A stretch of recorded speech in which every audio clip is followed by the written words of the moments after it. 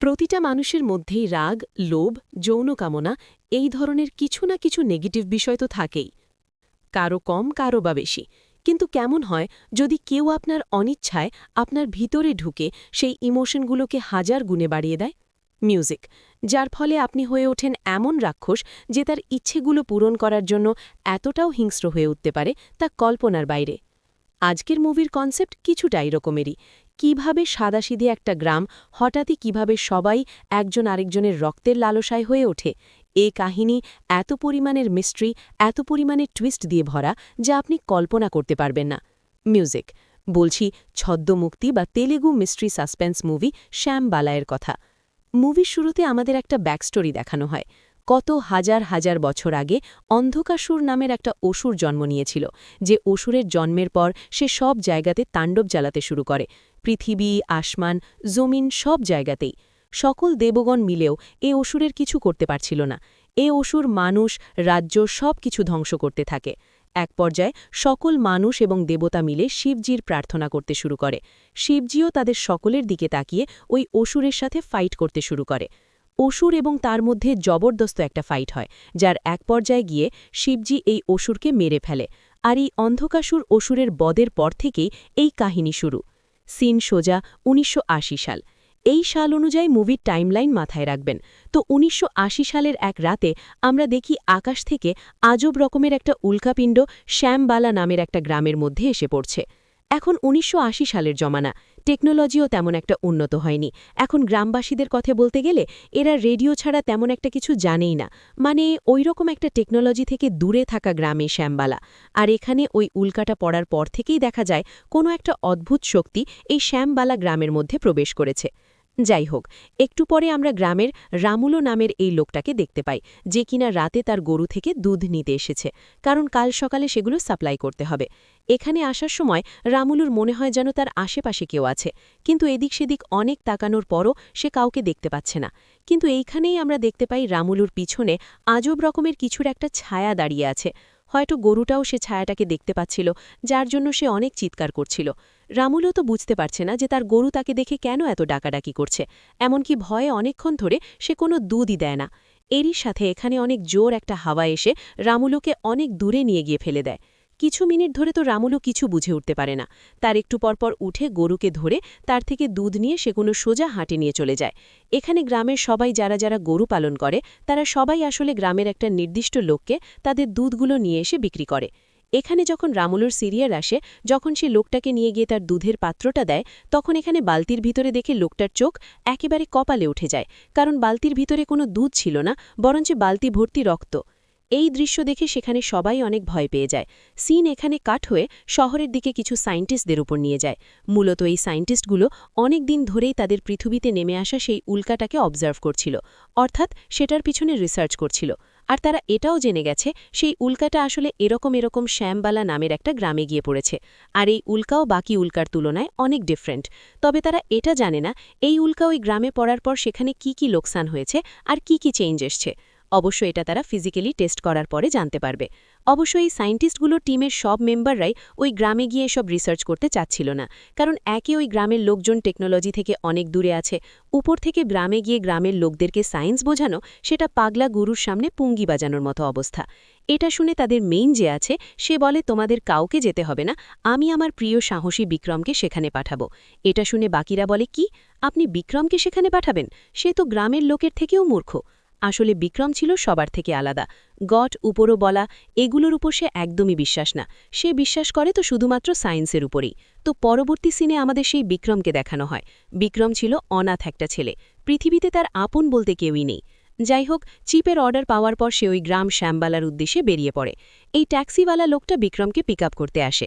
এখন এই ট্যাক্সিওয়ালা ছিল অনেকটাই ধার্মিক একজন লোক।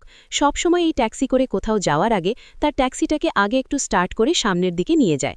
অর্থাৎ এটা তার একটা অন্ধবিশ্বাস আর কি, যে কোনো জার্নি স্টার্ট করার আগে সামনের দিকে 2 কদম বাড়ানো উচিত, এরকমটা সে মনে করে। বিক্রম বলে, আরে সামনে গাছ আছে দেখছো না, ট্যাক্সি গাছে মেরে দিবে নাকি? এ বিক্রমকে ওটাই বলে যে, স্যার, কোনো জার্নি স্টার্ট করার আগে 2 কদম সামনে যাওয়া উচিত। বিক্রম বলে, কিন্তু পৃথিবী তো গুল, কিভাবে বুঝলে যে তুমি 2 কদমগুলো সামনে দিয়েছ? ট্যাক্সিওয়ালা বলে, স্যার অত সব আমি বুঝি না, আমার চোখ সামনের দিকে দেখছে মানেই আমি সামনের দিকে যাচ্ছি। ব্যাস, বিক্রমের সাথে তেমন একটা আর তর্কে জড়ায় না। এভাবে তারা তাদের জার্নি স্টার্ট করে শ্যামবালা গ্রামের উদ্দেশ্যে।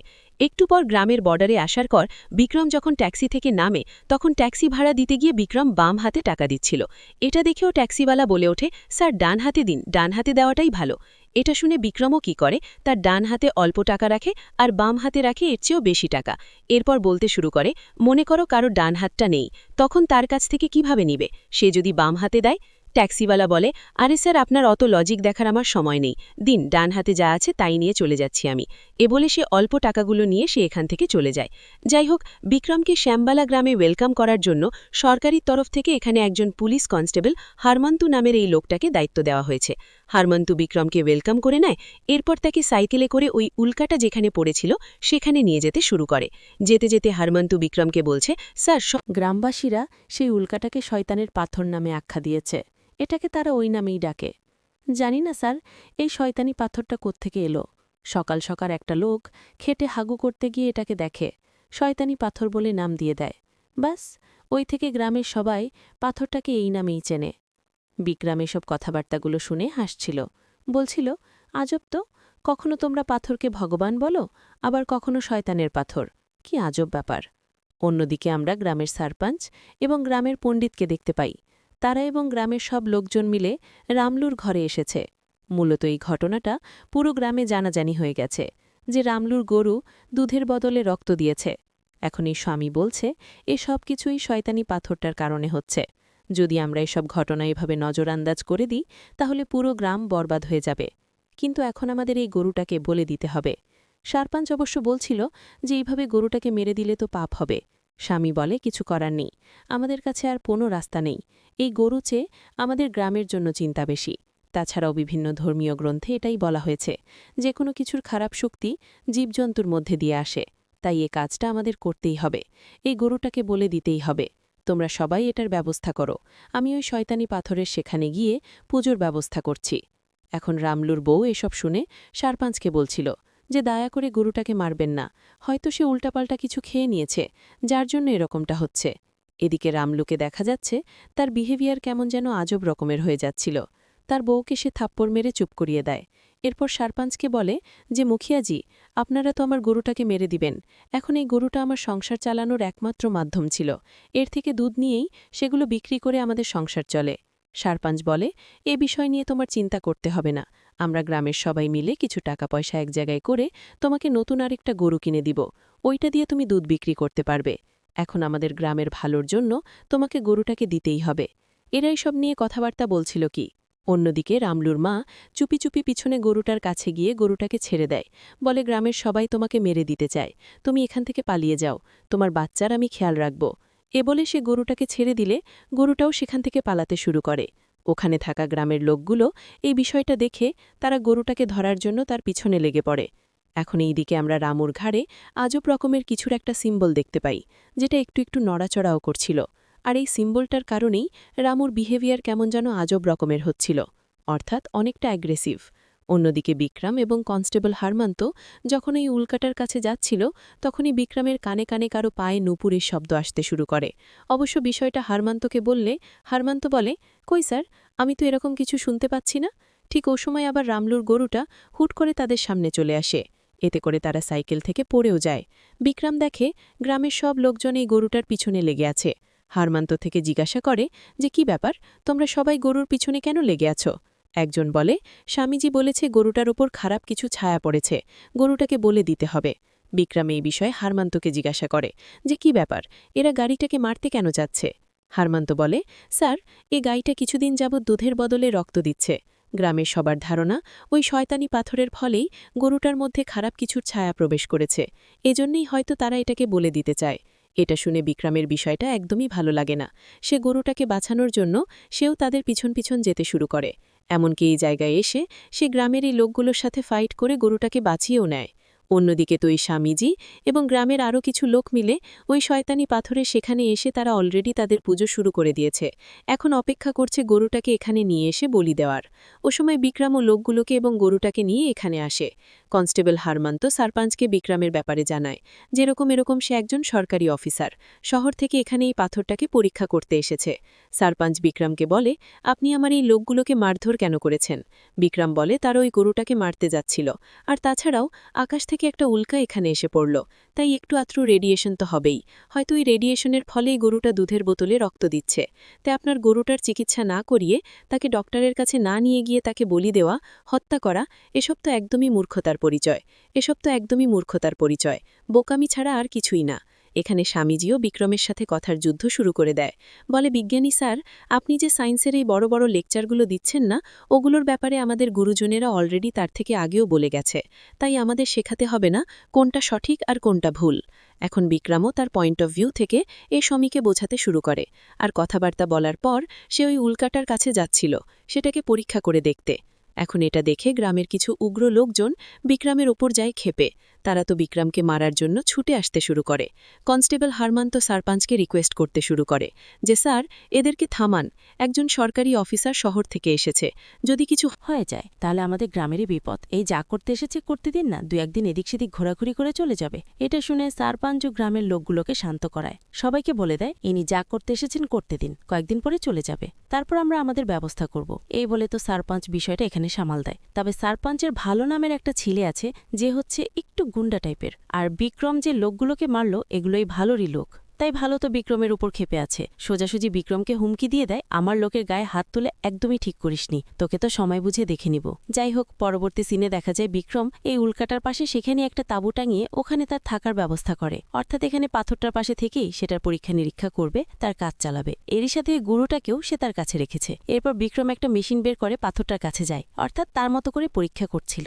এরই সাথে অলরেডি সে একজন ডক্টরকে খবর দিয়েছে এসে গুরুটাকে একটু ট্রিটমেন্ট করার জন্য। ডক্টরটাও পৌঁছেছে, তারা মিলে গরুটাকে ট্রিটমেন্ট করতে শুরু করে। ডক্টরও চেকআপ করে কিছু ওষুধ লিখে দিয়ে তার মতো করে চলে যায়। এর একটু পরে দেখা যায় অপরূপ সুন্দর একটা মেয়ে এখানে বিক্রমের কাছে আসছে। মেয়েটা এসেই বিক্রমকে তার পরিচয় দেয়, তার নাম দেবী, গ্রামের একজন পণ্ডিতের মেয়ে। আপনি তো দেখি অনেক সাহসী, কেউ ভয়ে এই পাথরটার কাছে আসে না, আর আপনি এখানে এসে মারপিট করছেন, আবার এর পাশে থাকার ব্যবস্থাও করেছেন, আপনার কি ভয় লাগে না? বিক্রম তার মতো করে জবাব দেয়, এটা তো শুধু আকাশ থেকে পড়া একটা উল্কাপিণ্ড, আর কিছুই না। ওই যে স্বামী যে আছে না উল্টাপাল্টা বলে গ্রামের লোকদের ভয় দেখাচ্ছে, ওরকম খারাপ কিছু ছায়াটা এখানে নেই। দেবী বলে, তাহলে আপনি কি গডের উপর বিশ্বাস করেন না? বিক্রম বলে, আমি একজন সায়েন্টিস্ট, যেটার উপযুক্ত প্রমাণ আমার চোখের সামনে থাকবে আমি ওইটার উপরে বিশ্বাসী। হ্যাঁ, যদি তোমরা বলতে গ্রামে এলিয়েন আছে তাইলে আমি ওটার উপর বিশ্বাস করে নিতাম, এখন এই ভূত প্রেত খারাপ ছায়াটায়া এগুলোর উপর আমি বিশ্বাসী না। দেবী বলে, ঠিক আছে, আচ্ছা তার মানে কি তুমি এলিয়েন নিজের চোখে দেখেছ, তাই তো? বিক্রম বলে, নিজের চোখে তো দেখিনি, তবে তাদের উপর রিসার্চ করছি,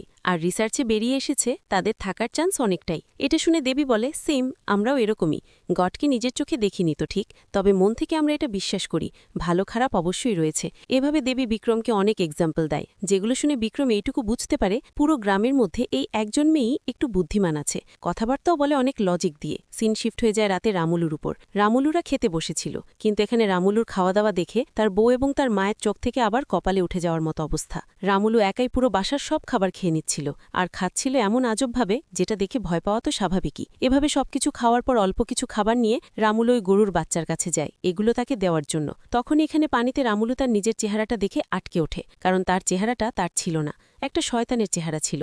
ভয়ে রামুলু খাক হয়ে যায়, যেটা কার চেহারা দেখলাম। অন্যদিকে আমরা বিক্রম এবং কনস্টেবল হারমন্তকে দেখি। হারমন্ত বিক্রমের জন্য রাতের খাবারের ব্যবস্থা করেছে, কারণ বিক্রম গ্রামের নতুন একজন মানুষ, একা খাওয়া দাওয়ার ব্যবস্থা কিভাবে করবে? হারমন্তর ছোট্ট একটা মেয়ে আছে যার নাম হচ্ছে চিত্রা। চিত্রার দিমাগী হালত তেমন একটা ঠিক না, অর্থাৎ বাকি 8-10 বাচ্চার থেকে সে একদমই আলাদা। গ্রামের সবাই তো তাকে পাগলই বলে, কেউ তার সাথে খেলে না, তার সাথে মিশে না, তবে সব বাচ্চার থেকে সে অনেকটা ইন্টেলিজেন্ট। চিত্রার জন্মের পর যখন সে একটু বড় হয় তখনই তার মাটা বুঝতে পারে সে অন্য বাচ্চাদের থেকে আলাদা। তার মা তাকে অনেক ডক্টর দেখিয়েছিল, অনেক ওষুধপত্র খাইয়েছিল, কিন্তু কোনো লাভ হয়নি। আর এভাবে হতাশায় টেনশনে একদিন তার মা মারা যায়, আর তার মায়ের মৃত্যুর পর থেকে আমি তার সবকিছু। হারমন্ত এভাবে বিক্রমকে সবকিছু খুলে বলে, আর চিত্রার ব্যাপারে শোনার পর বিক্রমের তার জন্য অনেক মায়া হয়। তার পাশে গিয়ে বলতে শুরু করে যে, চিত্রা, আকাশের দিকে তাকিয়ে তুমি কি দেখছো? চিত্রা বলে, ওই যে আকাশে যে তারাটা দেখা যাচ্ছে, বাবা বলেছে সেটা আমার মা। এটা শুনে বিক্রমও এর পাশে থাকা অন্য আরেকটা তারার দিকে দেখিয়ে বলে, আর ওইটা আমার মা। এভাবে তাদের দুজনের মধ্যে অনেক ভালো একটা বন্ধুত্ব হয়ে যায়।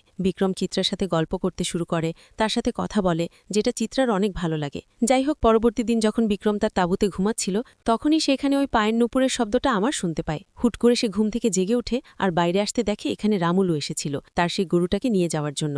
বিক্রমও কোনোভাবে রামুকে গরুটাকে নিয়ে যেতে দিচ্ছে না, কারণ সে জানে এরা এটাকে নিয়ে গিয়ে মেরে ফেলবে। এভাবে বাধা দেওয়াতে দুজনের মধ্যে একটা ফাইট শুরু হয়ে যায়। এখন রামুলোর ভিতরে তো আলগা কিছুর একটা শক্তি ঢুকে গেছিল, যার কারণে সে বিক্রমকে একেবারে তুলে তুলে মারছে। বিক্রম তার সামনে দাঁড়াতে পারছে না।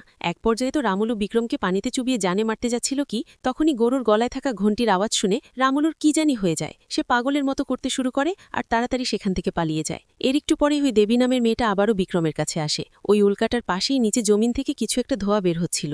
দেবী বিক্রমকে সেটা দেখিয়ে যায়। ঘটনা হচ্ছে এই উল্কাটার একটা টুকরা এখানে পড়ার ফলে জমিনে একটা ছিদ্র হয়ে গেছে। এখন সেই ছিদ্র দিয়েই ধোঁয়াটা বের হচ্ছিল।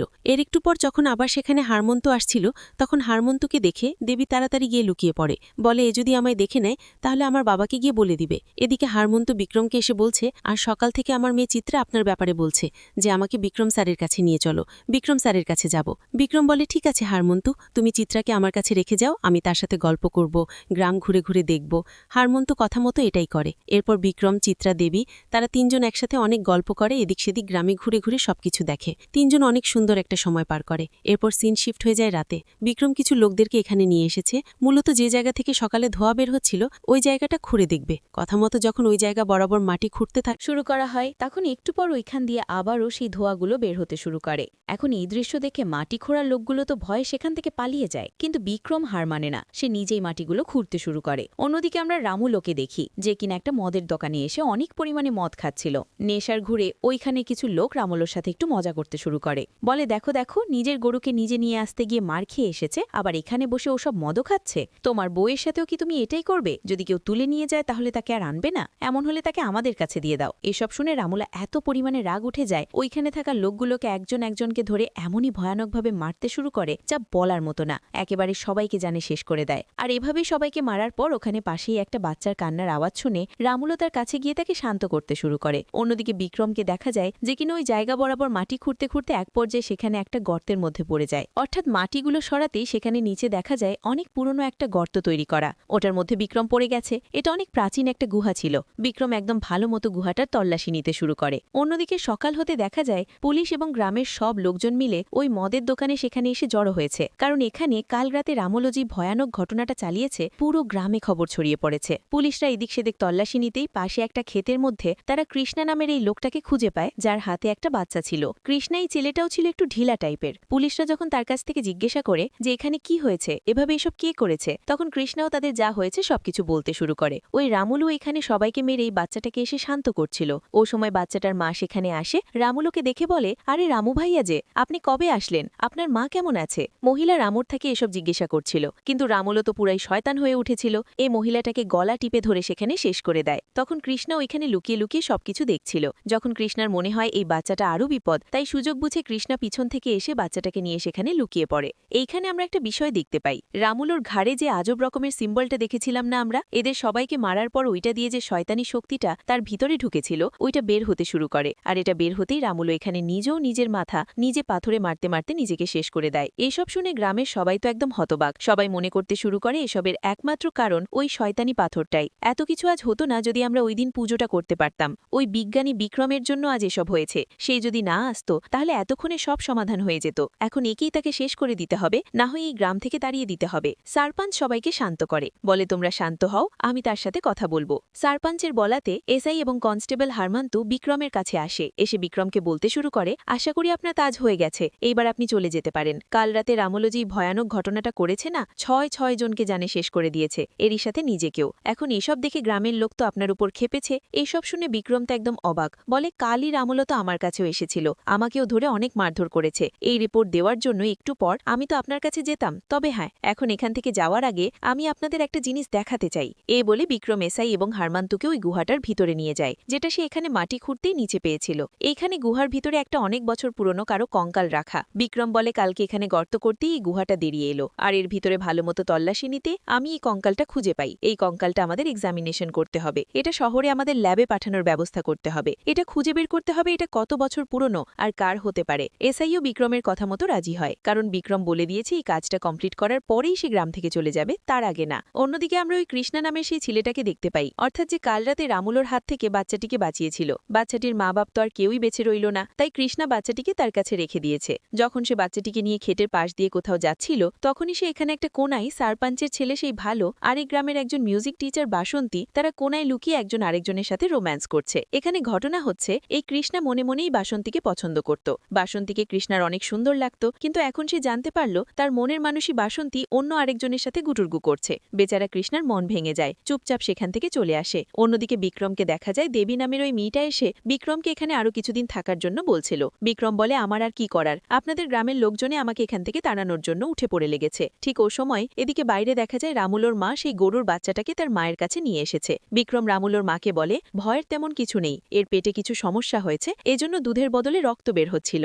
ডক্টর এসে ওষুধ দিয়ে গেছে, কিছুদিনের মধ্যে ঠিক হয়ে যাবে। যাই হোক, এভাবে পরবর্তী সিনে বিক্রম এসআই হরমন্তু একজন পোস্টমর্টেম ডক্টরের সাথে এসে দেখা করে ওই রামুলোদের বিষয়টা নিয়ে। এই ডক্টর এদের একটা শকিং বিষয় জানাতে শুরু করে, বলে আমাদের মানুষের ভিতর অনেক রকমের নার্ভস আছে। এই নার্ভসগুলোর মধ্যে একটা ইম্পর্টেন্ট নার্ভ হচ্ছে সুষমনা নার্ভস, যেটা ঠিক আমাদের ঘাড়ে সেখানে রয়েছে, যার সরাসরি কানেকশন আমাদের ব্রেনের সাথে। এই সুষমনা নাড়িটাকে বেশিরভাগ বড় বড় সন্ন্যাসীরা ইউজ করে থাকে তাদের সাধনা, ধ্যান এসব পূরণ করতে। আবার কোনো কোনো সময় নিজের শরীর থেকে নিজের প্রাণকে আলাদা করার জন্য তারা এটা ইউজ করে থাকে। কিন্তু এত সহজেই এই সুষমনা নার্ভটা অ্যাক্টিভেট হয় না, এর জন্য অনেক পরিমাণের মেডিটেশন, অনেক রকমের যোগা করতে হয়। এখন এই রামবুলোর ঘাড়ে দেখো, তার ঘাড়ে একটা ছিদ্র দেখা যাচ্ছে, যে ছিদ্র দিয়ে তার সুষমনা নাড়িতে কিছু একটা প্রবেশ করানো হয়েছে, যার কারণে তার সুষমনা নাড়িটা অ্যাক্টিভেট হয়। এর ফলে তার ভিতর অনেক রকমের ইমোশন কাজ করতে শুরু করে, তার ভিতরে নানা রকমের চেঞ্জেস দেখা দেয়। যেমন অনেক আগে থেকেই রামুল ছিল অনেক রাগী একজন মানুষ, তার উপর আবার তার এই সুষমনা নার্ভটা অ্যাক্টিভেট হওয়ায় তার সেই রাগ ইমোশনগুলো আরও 3 গুণ হয়ে যায়। তাই জন্যই তো সে কি করছিল, কাকে মারছিল, কেন মারছিল সে নিজেও জানে না। এমনকি রাগের মাথায় নিজের ওপর থেকেও কন্ট্রোল হারিয়ে সে নিজেকেও শেষ করে দিয়েছে। আমাদের মেডিকেলি ভাষায় এটাই তাদের মৃত্যুর আসল কারণ। এখন বাকি গ্রামবাসীদের কথা অনুযায়ী যদি এটা কোনো নেগেটিভ এনার্জির কাজ হয়, তাহলে এ বিষয়ে আমি সঠিকটা বলতে পারবো না। পোস্টমর্টেম ডক্টর বিক্রমদের এসবই জানায়। এর পরবর্তী সিনে বিক্রম যখন আবারও গ্রামে ফিরে আসে, তখন এসে দেখে গ্রামের লোকেরা তার তাঁবুটা এবং তার অনেক জিনিসপত্র আগুনে পুড়িয়ে দিয়েছিল, যার মধ্যে তার মায়ের একটা ফটো ছিল। তার মায়ের ফটোটা আগুনে পুড়ে যাবে বিক্রম অনেক কষ্ট পায়, সাথে যারা এটা করেছে তাদের ওপরও তার অনেক রাগ হয়। রেগেমেগে বিক্রম সোজা সারপাঞ্চের কাছে এসে তার ছেলে ভালুকে ধরে মারধর করতে শুরু করে দেয়, কারণ বিক্রম জানে এটা ভালুরই কাজ। বিক্রম বলে, আমার মায়ের এটা একমাত্র ফটো ছিল আমার কাছে, তার শেষ নিশানিটুকু তোমরা আগুনে পুড়িয়ে দিয়েছ। আমি তো ভেবেছিলাম আমি এই গ্রাম থেকে চলে যাব, কিন্তু এখন আর যাব না। এসব কিছু যা শুরু হয়েছে এর শেষ দেখে এখান থেকে যাব। দেখি তার কত সাহস আমাকে এখান থেকে বের করবে। বিক্রমের থেকে এসব শুনে সারপাঞ্চ তার ছেলেকে ধরে 2-4টে চড়থাপড় লাগিয়ে দেয়। আসলে সারপাঞ্চ নিজেও জানে না যে তার ছেলে এরকম একটা কাজ করে এসেছে। এখান থেকে বিক্রম যখন হারমান্তর সাথে তার বাসায় যায়, তখনই সেখানে ওদেবী নামের মেয়েটি এসে বিক্রমকে বলতে শুরু করে যে, বিক্রম জলদি আসো আমার সাথে, আমি তোমাকে কিছু দেখাতে চাই। মূলত এখানে একটা জায়গায় ওই তৃষ্ণা আজব রকম করে কিছু লাকড়ি নিয়ে নিজে নিজে এরকম করছিল, যেন সে তার নিজের কন্ট্রোলে নিয়ে এমন অবস্থা। দেবী বিক্রমকে এটাই দেখায়। আর এইখানে আমরা দেখি ওই আজব রকমের সিম্বলটা যেটা রামুলের ঘাড়ে ছিল, সেটা এখন এই কৃষ্ণার ঘাড়ের মধ্যে, যার মানে জিনিসটা এখন কৃষ্ণাকে পজেস করে নিয়েছে। কৃষ্ণার এমন অবস্থা দেখে বিক্রম, হরমন্তু, এসআই ও ফরেন্সিক ডক্টর তারা তার উপর নজর রাখতে শুরু করে। এই কৃষ্ণাও সব আজব রকমের কাণ্ড করছিল। এখন তাকে পরীক্ষা নিরীক্ষা করে দেখার জন্য বিক্রমরা প্ল্যান বানায়। তারা তাকে অজ্ঞান করার ইঞ্জেকশন দিয়ে এখান থেকে নিয়ে যাবে। প্ল্যান মতো হরমন্তু ইঞ্জেকশন নিয়ে কৃষ্ণাকে লাগিয়ে দেয়, তাকে সেখানে বেহুশ করে রাখে। অন্যদিকে আমরা সেই ভালু এবং মিউজিক টিচার বাসন্তীকে দেখি, যারা কিনা আজকে ঘরেই একজন একজনের সাথে গুটুরগু করছে। যখন তারা এখানে রোম্যান্স করছিল, তখনই বাইরে থেকে আজব রকম একটা শব্দ শুনতে পায়। কেউ একজন অনেক ভয়ানক গলায় গান গাচ্ছে। এত রাতে কী রকম কাণ্ড করছে এটা দেখার জন্য ভালু যখন বাইরে আসে, তখন দেখে এটা তো কৃষ্ণা।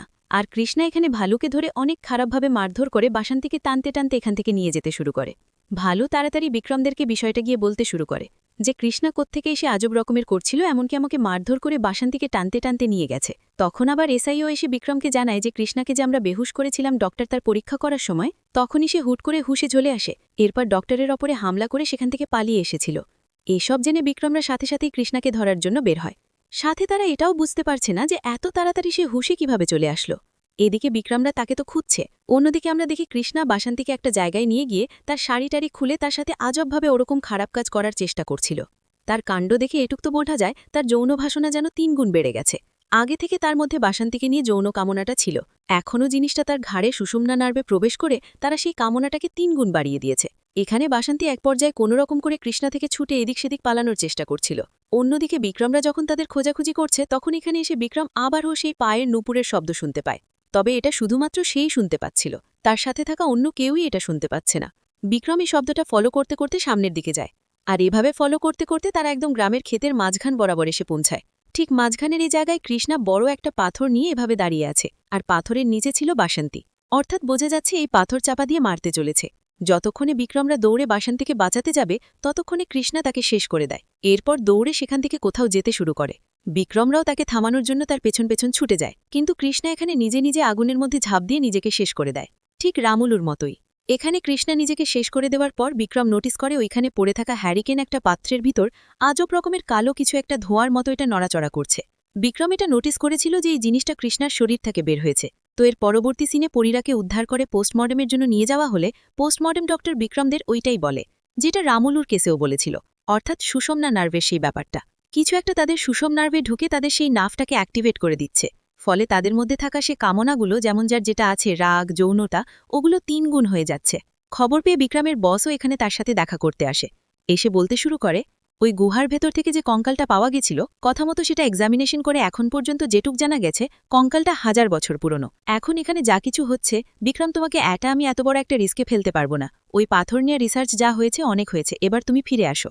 বিক্রম বলেন, নো স্যার, যেমনটা আমি মনে করছিলাম সবকিছু সায়েন্সের খেল, বিষয়টা একদমই তেমন না। সায়েন্স ছাড়াও এই গ্রামে অন্য কিছু একটা রয়েছে, যেটা আমি নিজে চোখে নোটিস করেছি, আর এটার রহস্য বের করা না অবধি আমি এই গ্রাম ছাড়ছি না। যাই হোক, পরবর্তী দিন বিক্রম যখন আবারও তার তাঁবুর কাছে আসে, তখন এসে এখানে দেবী এসে বিক্রমকে কিছু বলতে শুরু করে। তাকে এসবের ব্যাপারে কিছু সাজেশন দেয়, বলে চাইলে তুমি এসব কিছু যেখান থেকে শুরু হয়েছে ওইখান থেকে তদন্ত স্টার্ট করতে পারো, তখন নিশ্চয়ই গুরুব্দি পৌঁছাতে পারবেই। এখন বিক্রমের ধারণায় এসব কিছু এখানে পাথরটা পড়ার ফলেই নিচে যে গুহাটা আছে এখান থেকে শুরু হয়েছে, তাই সে এবং দেবী মিলে আবার ওই গুহাটার ভিতর যায়। এবার গুহাটার দেওয়ালে সে ভালোমতো দেখতে শুরু করে, যেখানে দেখা যায় অনেক রকমের আদিম যুগের কিছু সিম্বল, কিছু লেখা, এই ধরনের জিনিসগুলো আঁকা ছিল। এরই সাথে সামনে আবার একটা দেওয়ালে একটা সার্কেলের মতো এই সিম্বলটা দেখে। এইটা দেখে বিক্রম বলে, এই রকমের একটা সিম্বল আমি এখানে অন্য কোথাও দেখেছি। একটু ভাবনা চিন্তা করতে তার মনে পড়ে ওই কনস্টেবল হারমান্তুর মেয়ে চিত্রা।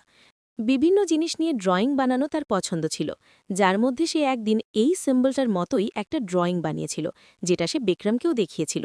ব্যাস, বিক্রমরা সাথে সাথে চিত্রার কাছে আসে, ওই ড্রয়িংটা বের করে সেটা দেখতে শুরু করে। তাকে জিজ্ঞাসা করে যে, চিত্রা, এই ড্রয়িংটা তুমি কোথায় দেখেছ? এই সিম্বলটা তুমি কোত্থেকে দেখে ড্রয়িং করেছ? চিত্রা বলে, আঙ্কেল, এটা আমি আমাদের পুরনো মন্দিরে দেখেছি। সাথে সাথে বিক্রম তাকে নিয়ে মন্দিরটাতে আসলে চিত্রাও উপরের দিকে আঙ্গুল দিয়ে তাকে দেখিয়ে দেয়, ওই যে ওইটাই, ওইটা আমি এঁকেছি।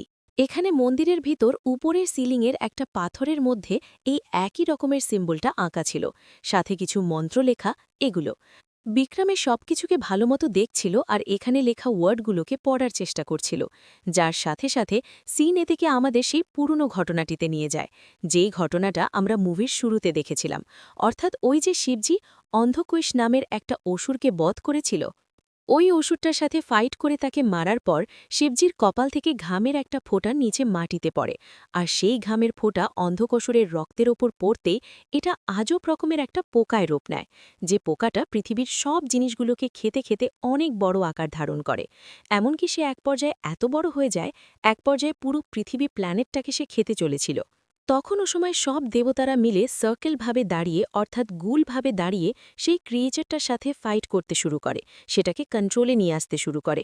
আর যেই সার্কেলে দাঁড়িয়ে সব দেবতারা এটার সাথে ফাইট করছিল, ওইটাই হচ্ছে সেই সিম্বলের সার্কেলটা।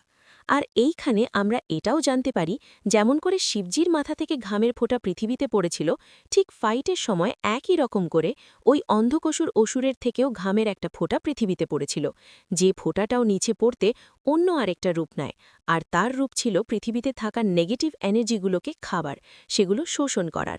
আর একটু পরিষ্কার করে বলতে গেলে, মানুষের মধ্যে যে নেগেটিভ ব্যাপারটা থাকে, অর্থাৎ রাগ, লোভ, ঘৃণা, যৌনতা, এর কাজ ছিল মানুষের শরীরের ভিতরে ঢুকে সেই ইচ্ছাটাকে আরও 3 গুণ বাড়িয়ে দেওয়া, অর্থাৎ এত পরিমাণ বাড়িয়ে দেওয়া যেটার বশে সে তার ইচ্ছাটা পূরণ করতে সব কিছু একে আবার সর্বনাশ করে ফেলতে পারে। আর এভাবেই এই খারাপ ছায়াটার জন্মের পর থেকেই একে একে অনেক গ্রামকে একদম সর্ববিনাশ করে ফেলে, অর্থাৎ মানুষের ভিতরে ঢুকে তাদের ইচ্ছেগুলোকে আরও 3 গুণ বাড়িয়ে দিয়ে আর কি। এভাবে জিনিসটা একজন থেকে আরেকজন, আরেকজন থেকে অন্যজন, এভাবে মানুষের ভিতরে প্রবেশ করতে করতে একদিন এটা একটা মেয়ের ভিতরে ঢোকে। মেয়েটির নাম ছিল যোগিনী। এখন এই যে খারাপ ছায়াটা যে মেয়েটার ভিতরে ঢুকেছিল, সেই যোগিনী মেয়েটা ছিল সবার থেকে আলাদা। তার ভিতরে এখন পর্যন্ত কোনো রকমের পাপ ছিল না, না ছিল কোনো লোভ, না ছিল কোনো কামনা। তাই খারাপ ছায়াটাও তার সেসব জিনিসগুলোকে বাড়িয়ে দিতে পারছিল না, কারণ তার ভিতরে কোনো পাপ নেই, সে বাড়াবে কি? ফলে সেই যোগিনীর শরীরের ভিতরে আটকা পড়ে যায়। এখন যোগিনীর গুরু একদিন এই সিম্বলটা দেখে সেটা চিনে ফেলে। গ্রামের বাকি সবাইকে এক জায়গায় করে এই ক্রিয়েচারের ব্যাপারে বলতে শুরু করে যে এটার ধরন এবং এটার কাজ কীরকম। এ শুধুমাত্র মানুষের ভিতরে থাকা পাপকে বাড়াতে পারবে। যাদের ভিতরে কোনো পাপ নেই তাদের কিছু করতে পারবে না। আর যতক্ষণ না সে মানুষকে দিয়ে তার কাজ করিয়ে নিতে না পারছে, অর্থাৎ তাণ্ডব চালাতে না পারে, ততক্ষণ তার শক্তিও বাড়ে না। ওই শরীরের ভিতরে এসে সে আটকা থাকে। এখন এসব জানার পর গ্রামবাসীরা এটা ধারণা করে, যদিও এখন যোগিনীর ভিতর কোনো পাপ নেই, কিন্তু পরবর্তীতে সে নিজের অজান্তে হলেও তো কোনো পাপ করে ফেলতে পারে।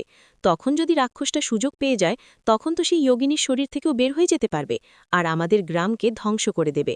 যোগিনীও এসব জানার পর তার গ্রাম এবং গ্রামের মানুষের কথা চিন্তা করে সে একটা সিদ্ধান্ত নেয়, যেটা ছিল সে জীব সমাধি হয়ে যাবে, অর্থাৎ জীবন্ত দাফন হয়ে যাবে। এটা হলে এ রাক্ষসটাও তার শরীরের সাথে সাথে দাফন হয়ে যাবে, মাটির নিচ থেকে আর বেরোতে পারবে না। যোগিনীর কথা মতো গ্রামবাসীরা সবাই মিলে মাটির নিচে একটা গুহা তৈরি করে।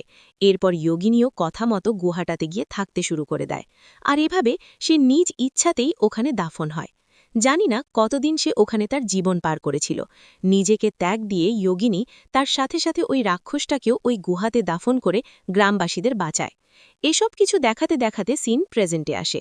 এদিকে গ্রামবাসীরা যখন এই বিষয়টা জানতে পারে যে বিক্রম তাদের পুরনো মন্দিরে প্রবেশ করেছে, তখন গ্রামবাসীরা সবাই মিলে তাকে মারার জন্য ছুটে আসে। বিক্রম তাদের শান্ত করায় আর সব কিছু বলার চেষ্টা করছে। বলে, আমার কথায় যদি বিশ্বাস না হয় তাহলে আপনাদের গ্রামের মেয়ে দেবীর থেকেও জিজ্ঞাসা করুন। কথা মতো এরা গ্রামের দেবী নামের মেয়েটাকে ডেকে পাঠালে এখানে দেখা যায় এ তো ওই দেবী না যার কথা বিক্রম বলছে, এ তো অন্য আরেকজন। বিক্রম বলে, আমি তো এই মেয়েটার কথা বলছি না। গ্রামের সবাই বলে, এ গ্রামে দেবী নামে শুধুমাত্র একজনই আছে, আর সেটা হচ্ছে এই পূজারীর মেয়ে। বিক্রম রামলুর মাকেও বলে, ওদিন আপনি আমাদের সেখানে গেছিলেন না গরুর বাছুরটাকে নিয়ে? দেবী আমার পাশে দাঁড়িয়েছিল, আমি তার কথা বলছি। এখানে রামলুর মা বলে, ব্যাটা কই, ওখানে শুধু তো তুমি আর আমি ছিলাম, বাকি অন্য কেউ তো ছিল না। বিক্রম চিত্রা থেকেও জিজ্ঞাসা করে যে দেবীকে তুমিও তো দেখেছ? আমরা তিনজনে মিলে তো একসাথে পুরো গ্রাম ঘুরেছিলাম, তাই না? চিত্রা বলে, হ্যাঁ আঙ্কেল, আমি দেখেছিলাম তো, দেবীকে তো আমি দেখেছিলাম। কিন্তু এখানে বিক্রমদের কথায় গ্রামের কেউই মানতে রাজি না, কারণ আসল সত্য এটাই, এখানে দেবী নামে শুধুমাত্র একজনই আছে। তখন এখানে বিক্রমের মাথায় একটু করে বাড়ি খায়। এই যে এতদিন ধরে সে যে দেবী নামের মেয়েটাকে দেখে আসছে, সেটা আসলে অন্য কেউ নয়, এটা ছিল ওই যোগিনী, তার আত্মা, যেই যোগিনী রাক্ষসের হাত থেকে তার গ্রামকে বাঁচাতে নিজেকে দাফন করে দিয়েছিল। আর মূলত যোগিনীর আত্মাই বিক্রমকে রাস্তা দেখাচ্ছিল, যাতে করে সে গ্রামকে রাক্ষসের হাত থেকে বাঁচাতে পারে। বিক্রম এখানে আসার পর থেকেই যেই নুপুরের শব্দটাও পাচ্ছিল, ওটাও যোগিনীর আত্মারই। বিক্রমের থেকে এসব শোনার পর গ্রামের যে স্বামীজি আছে সেও বলে, বিক্রম সত্যি বলছে। এ পাথরটা ঠিক ওই গুহাটার উপরে এসে পড়েছিল যেখানে যোগিনী নিজেকে নিজে সমাধি দিয়েছিল। পাথরটা পড়ার ফলে মাটিতে একটা ছিদ্র হয়ে যায়। এখন গুহার ভিতরে যেহেতু যোগিনী শরীরের সাথে রাক্ষসটা আটকা ছিল, পাথর পড়ার ফলে যে ছিদ্রটা তৈরি হয়, ওইটা দিয়ে রাক্ষসটার ছায়াটা গুহা থেকে বেরিয়ে আসে, যার সাথে যোগিনীর আত্মাও গ্রামকে বাঁচানোর জন্য বেরিয়ে আসে। অর্থাৎ গুহার ভিতরে যে কঙ্কালটা পাওয়া গেছে না, সেটা যোগিনীরই। এখন এই রাক্ষসীর ছায়াটা বাইরে আসার পর থেকেই সে একজন একজনকে টার্গেট করে করে তাদের ঘাড়ে সুষমনার নার্ভে প্রবেশ করে তাদের ইচ্ছেকে ৩ গুণ করে তোলে, তাদেরকে দিয়ে তাণ্ডব চালাচ্ছে। এটা শুনে গ্রামবাসীরা সবাই তাড়াতাড়ি তাদের শরীর চেক করতে শুরু করে যে কোনো তাদের শরীরে ওরকমের কোনো চিহ্ন দেখা যাচ্ছে কিনা, বর্তমানে ও রাক্ষসটা কার শরীরের ভিতরে আছে।